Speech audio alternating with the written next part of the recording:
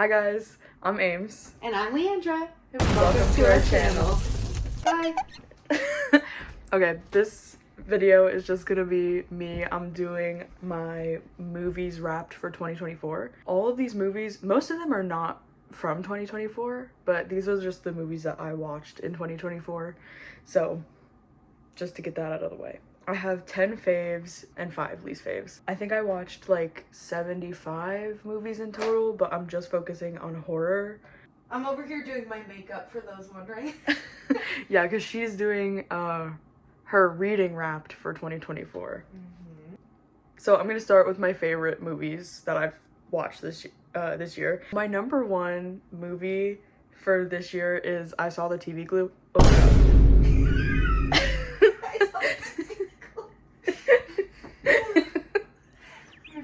My number one is I Saw the TV Glow, and I love this movie for so many reasons. A lot of the movies that I make are like LGBTQ representation and horror, and that's like, I just want to see more of that, and I love that this movie was made by a trans woman. It's made by a queer person for queer people, basically. It just, the representation feels so effortless and tailored to like the queer gaze rather than like cis het gaze. It's literally like If You Know, You Know was a movie. And the thing I love most about this film is the message that there's still time for you to be your authentic self. Like, I think that's such like a pure message. My second one is It Follows. This movie actually like scared me. This concept is just so like original and well done, and I loved the use of like teen fighting greater evil trope, especially because of the underlying metaphor of like STDs and everything. I don't know, I just thought this was so scary and so well done. And I was scared after the fact, which is kind of wild. I figured why we're talking. Okay.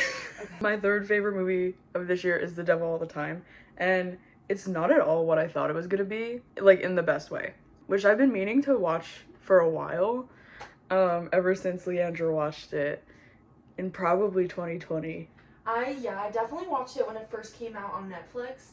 2020. Yeah. That's crazy. I think I watched it because of Tom Holland, I'm gonna be so honest. There's so many people in that movie. Yeah, Bill Skarsgård. You're big. Sebastian Stan, Robert Pattinson. Robert Pattinson's in that? Yes, he's a pastor. You're so right. And the kid who plays Dudley in Harry Potter. And Riley Keough, Daisy Jones and the Six. Oh shit. There's so many people. Drew Starkey's in this movie. Whoa. Yeah, he plays like the bully for a minute. I love the story, the way it was told, like in almost like an epic sort of way where it stretches across all this kid's life even before he was born. And the characters were great, and usually I'm not one for star-studded casts, but honestly everyone played their roles extremely well, so I wasn't complaining. I would say it's more like a thriller now. The Devil All the Time? Yeah, because I thought it was gonna be like a possession movie. It was not a possession movie. Y'all, I'm gonna be so honest, I don't You don't remember it. Okay. My fourth favorite movie is Talk to Me.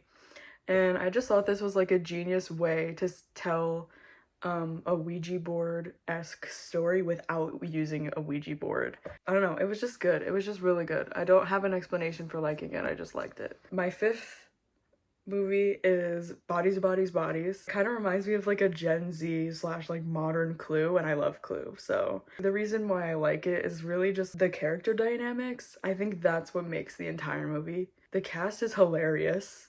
The only character I didn't really fuck with was the blonde girlfriend character. I don't remember her name. She just wasn't memorable to me, but like the others really stuck out. I could be wrong, but I wouldn't know because I don't remember her.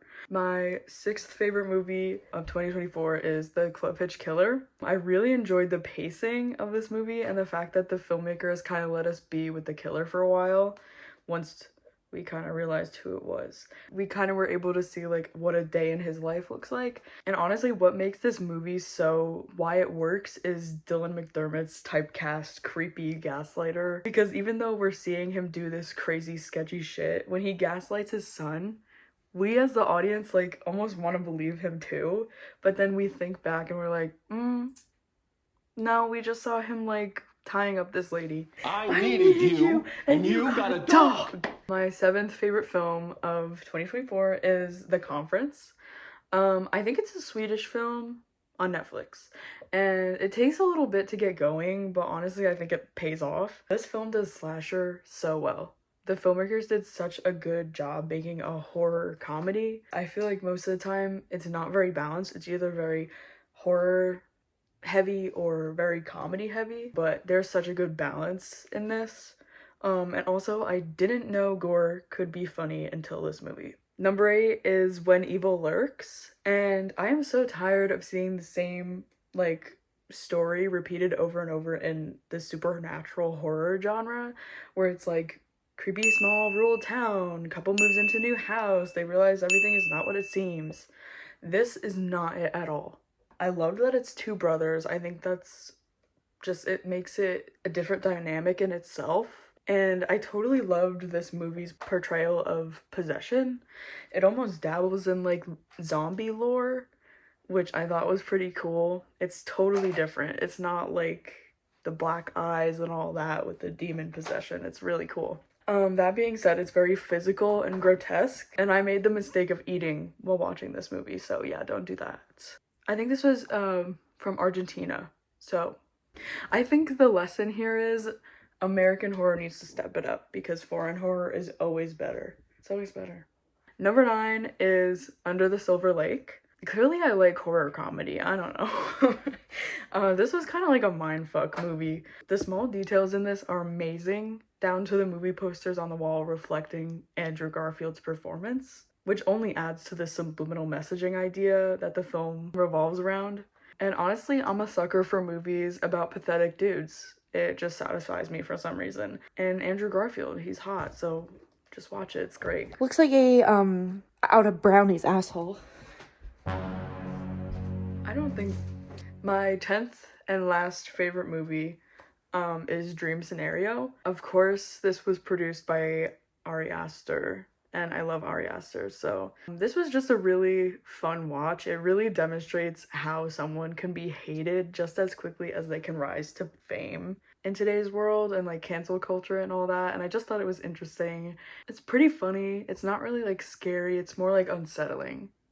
Nick Cage is unsettling. And now I'm gonna move on to my least favorites. So last winter break, Leandra and I binged the Saw franchise. All of them.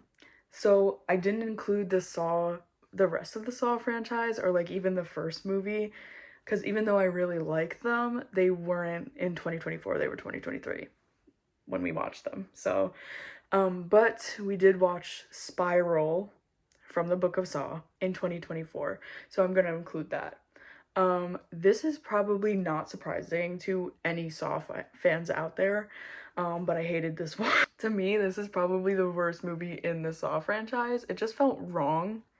I don't know, it was not the same vibes of the rest of the Saw movies, and it just was like, why? I don't really know how to explain it better than that. I just didn't like it. It wasn't for me. And number 2 is Terrifier, and I want to preface this by saying I love Terrifier 2. Didn't like Terrifier 1. I don't really care for gore that feels like exploitive towards only women, especially like fully naked women. Like Saw, for example. Jigsaw doesn't really target specific genders. It does seem like Art has some mommy issues, so I guess that's why he goes after women specifically, but I don't know, this one just wasn't for me. I liked the Terrifier 2, and I'm excited to see the third one. My third least favorite movie is definitely gonna be an unpopular opinion, and I'm frightened to say this on the internet, but Longlegs. I went in with such high expectations, and I just felt let down, like leaving the drive-in. I loved Nick Cage's performance. I thought he was amazing, and honestly, I really liked the movie all the way until the end. And like the ending kind of ruined it for me, when the mom just started explaining everything through a voiceover. It just feels lazy, and I wish that the dolls were like a bigger part of the story almost, because it just feels like they were like rushed in added at the end to make things make sense, but it just made everything worse. I would like to give this one a second watch though. Like, see if I'm maybe being unfair. I don't know. My fourth least favorite is Maxine. I love X and I love Pearl. So I had such high hopes for Maxine and I was so excited for Maxine to come out. So I just kind of felt like let down again. As usual, I loved Mr. West's gore. It's top tier. But I almost feel like they focus too much on the Night Stalker. Like for a red herring, which is kind of annoying. I found the whole movie in a movie plot to be like really interesting and fun. Spoiler alert. If you didn't watch the movie, skip ahead. I would have enjoyed the fact that Maxine's father was the villain if it was hinted at a little more than just a shot or two in the end of X. I almost forgot about it in a way. Like, even just a scene in Maxine would have helped a little bit, and then it wouldn't have come so far out of left field. My last least favorite movie for 2024 was Smile.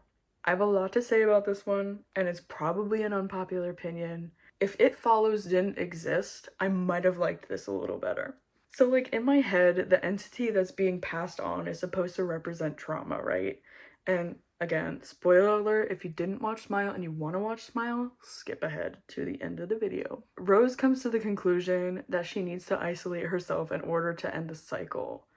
To me, below the surface, that reads as like, if you're struggling with mental health, you should isolate yourself from everyone. And now I hope nobody is taking advice from horror movies, but these kinds of underlying messages and themes still do affect us. They do affect people with mental illnesses and like stigmas and all that. And there were good things about this movie too. I really liked the monster and its true form and like the whole reveal. All that being said, I loved the last 20 minutes, but I also hated the last 20 minutes. This was my 2024 movies wrapped. Watched a lot of good stuff this year, watched a lot of bad stuff this year, but that's okay. There's good things in watching bad movies. They also could be fun. But anyways, keep a lookout for Leandra's tier ranking 2024 books. That should be going up a day after this one. And thanks for watching. I hope this was a fun video for you guys, and see you next time.